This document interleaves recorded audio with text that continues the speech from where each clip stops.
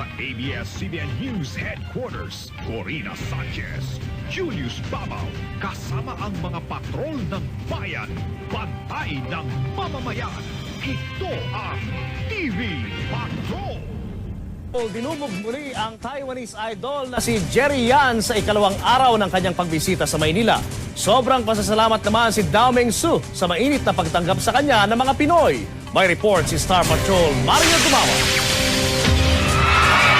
Pag-entra pa lang ni Jerry sa entablado ng La Pavilion sa Ross Boulevard, hiyawan na agad ang mga fans na dumagsa para sa media appearance ng aktor para sa bench. Kinontrata si Jerry ng 16 months sa halagang umano'y 14 million pesos. Game na sinagot ng 26 anyos na 5'10 Asian superstar ang lahat ng mga tanong na ibinato sa kanya. If you're willing to pose in bench underwear,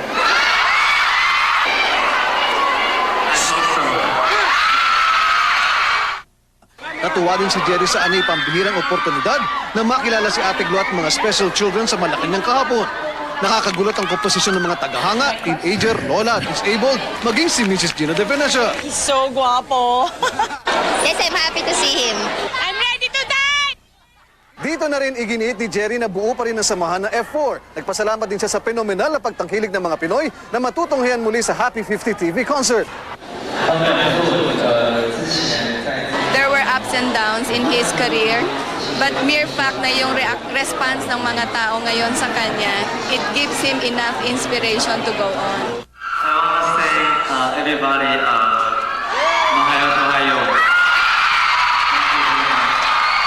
Makakaasa ang kanyang mga fans, hindi ito ang una tuling pagkakataong dudumugin si Dao Mengsu sa Pilipinas. Pag-entra pa lang ni Jerry sa entablado ng La Pavilion sa Ross Boulevard, hiyawan na agad ang mga fans na dumagsa para sa media appearance ng aktor para sa bench. Kinontrata si Jerry ng 16 months sa halagang umano'y 14 million pesos. Game na sinagot ng 26 anyos na 5'10 Asian superstar ang lahat ng mga tanong na ibinato sa kanya. If you're willing to pose in bench underwear,